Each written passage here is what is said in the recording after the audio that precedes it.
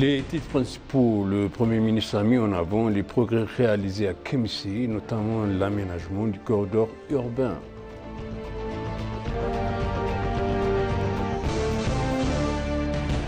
Le président de la Commission de l'Union africaine, Mahmoud Ali Youssouf, a déclaré que le choix de l'Éthiopie pour accueillir la COP32 était historique pour l'Éthiopie et l'Afrique.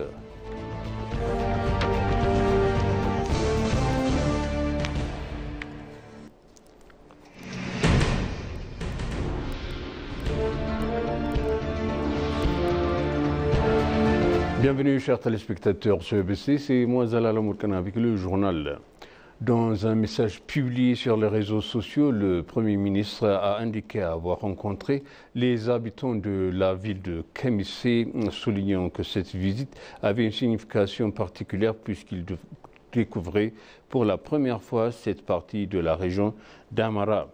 Le Premier ministre a mis en avant les progrès réalisés à Kémissi, notamment l'aménagement du corridor urbain qui comprend une piste cyclable de 1,3 km ainsi d'un parcours piétonnier. Il a également indiqué avoir visité le complexe agro-industriel intégré d'Elfora Argo Industrie, un acteur clé de l'initiative nationale. L'abondance du panier, Yelema Trufat, contribuant de manière notable à l'objectif d'accroître la production et la sécurité alimentaire.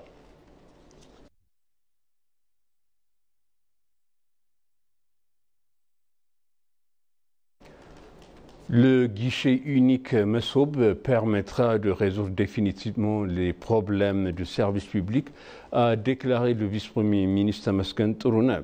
Le vice-premier ministre a inauguré le guichet unique numérique de MESOB à Dassé.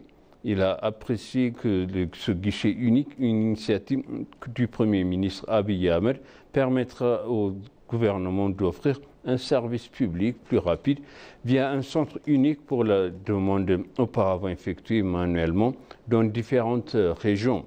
Il a ajouté que ce guichet unique permettra aux usages de gagner du temps et de l'énergie et renforcera les liens entre les populations et l'administration.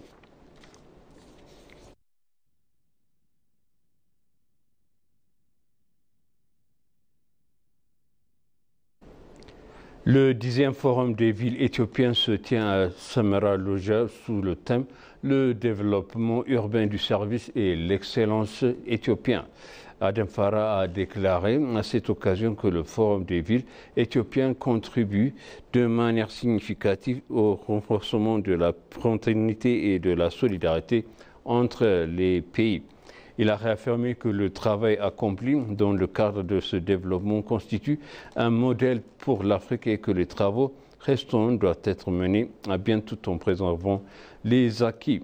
Il a également indiqué que le gouvernement devrait poursuivre les efforts pour obtenir de plus grands succès en mettant en œuvre les axes prioritaires qu'il a définis.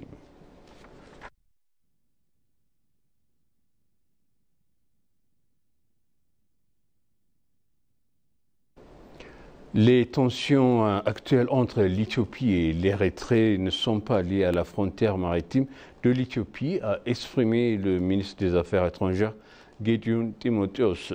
Le ministre a présenté un exposé sur les enjeux actuels de la Corne de l'Afrique et de la politique étrangère de l'Éthiopie lors d'un forum sur les relations internationales organisé conjointement par l'Université d'Addis Abeba et la revue Horn Review.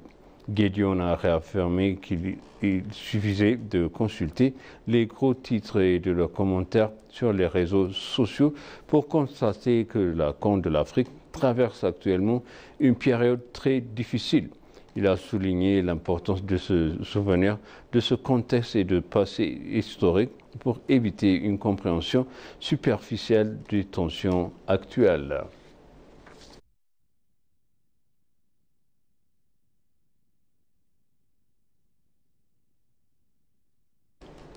L'Éthiopie accueillera officiellement la COP32 selon Fitsum Assefa, ministre de la Planification et du Développement. S'exprimant lors de la COP 30 qui se tient actuellement à Belém au Brésil, la ministre de la Planification et du Développement, Fitsum Assefa, a remercié tous les pays et parties prenantes pour leur soutien à l'Éthiopie dans l'organisation de la COP 32. La ministre a formulé que l'Éthiopie a réaffirmé son engagement et sa volonté d'assumer la responsabilité d'accueillir la COP 32, ajoutant que la conférence témoignera de la bonne volonté de l'Afrique et des actions claires et collectives. Il fait savoir que l'Afrique est prête et l'Éthiopie est prête à accueillir la conférence sur le changement climatique avec un sens aigu de responsabilité et une grande détermination.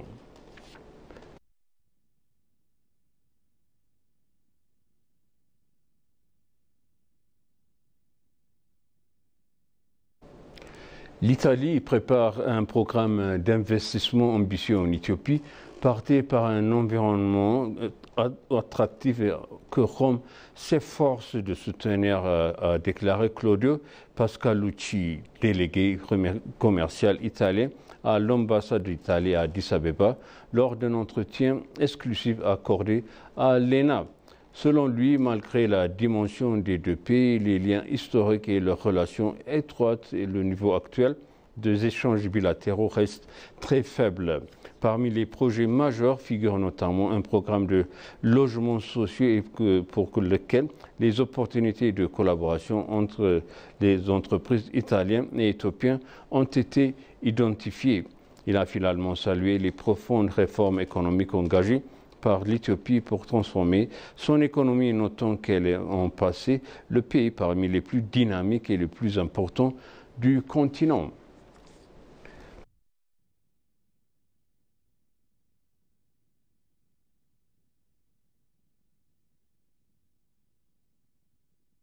La direction de la sécurité de l'aviation civile du Service national de renseignement et de sécurité a inauguré un immeuble du bureau de 5 étages.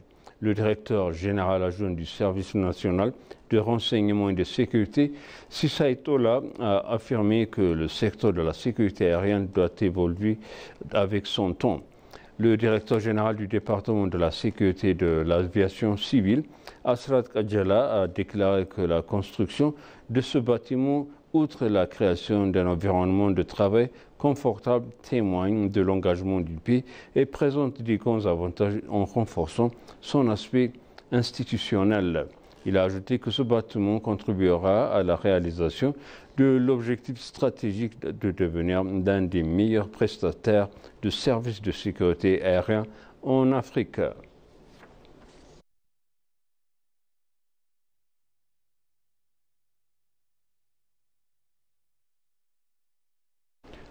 Et pour conclure le journal, le président de la Commission de l'Union africaine, Mahmoud Ali Youssouf, a déclaré que le choix de l'Éthiopie pour accueillir la conférence des Nations Unies sur le changement climatique COP32 était historique pour l'Éthiopie et l'Afrique.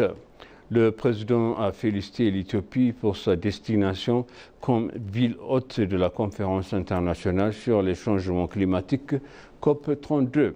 Il a qualifié cette décision historique pour l'Éthiopie et l'Afrique et a affirmé qu'elle témoigne de l'engagement indéfectible du continent en faveur de l'action climatique.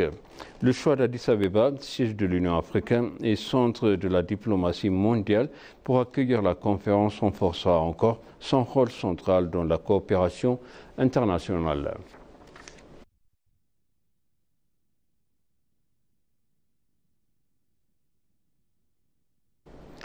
Et maintenant, je rappelle les titres principaux. Le Premier ministre a mis en avant les progrès réalisés à Kamissé, notamment l'aménagement du corridor urbain.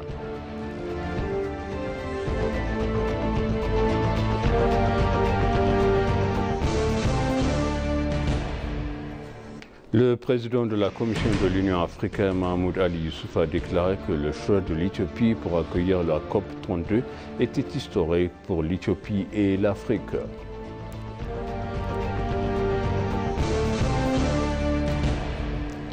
Chers téléspectateurs, ainsi s'achève le journal. C'était moi, Zalal Mourkana, avec vous. Et je vous souhaite une bonne suite de programme et bon week-end.